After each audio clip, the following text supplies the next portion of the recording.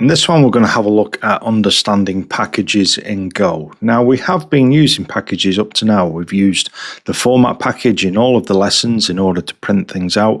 And we've also had a look at other packages like the math package, but we haven't actually dived into them and explained them in great detail. So in this one, we're going to try and understand packages a little bit more. And then in a later lesson, what we'll do is we will write our own packages.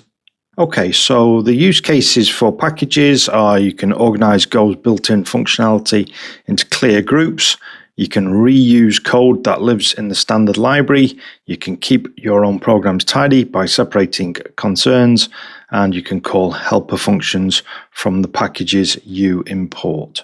And so something else which I should explain is that every Go file actually belongs to a package, and every Go program is built from one or more packages.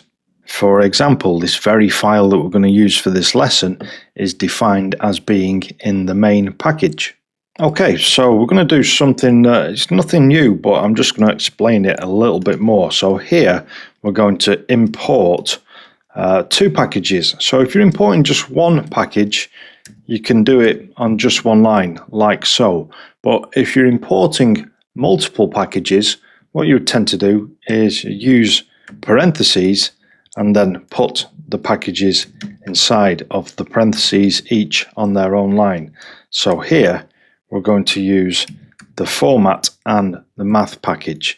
And you'll notice that I get a bit of autocomplete here for the various different packages if they're built into Go or if Go is able to find them. Okay, so with those two packages imported, we can go ahead and use them.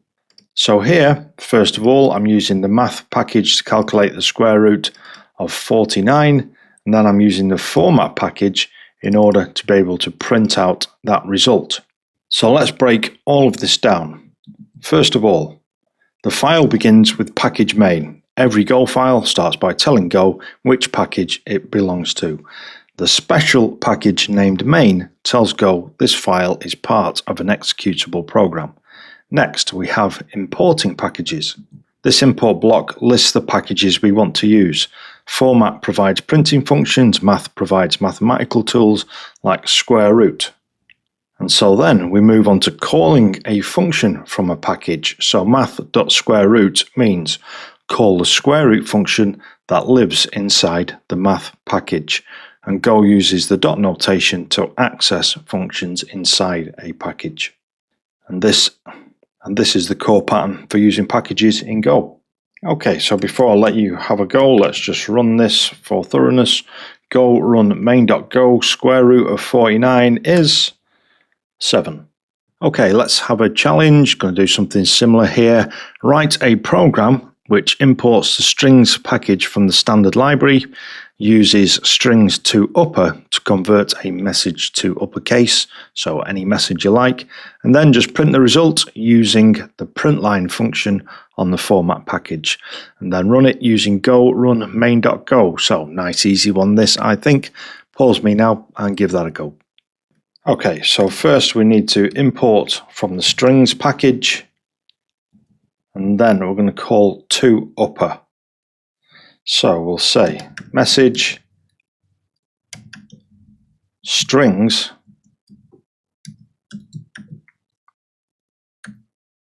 to upper. Then we just need a message. I'm going to say Go makes packages easy. Then we just want to print this out. So you'll notice that my IDE completes my imports here. So watch when I tab on this. You'll see that it then created the import as a block using parentheses. And then all I'm going to do here is just print out this message.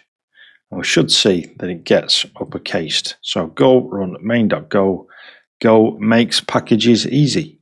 Okay, how did you get on with that one? I think that was one of the easier ones, and this lesson was probably one of the most easier to understand, but I think it's important that we had this lesson, even though we've been using packages already, just to make sure we have a full understanding of them, or enough of a basic understanding of them, before we go on to actually create and import and use our own packages. So hope this has been useful. Make sure you give the video a like, make sure you subscribed, and if you want details of where you can find all the text versions of these lessons, it's all down in the description. I'll see you in the next one.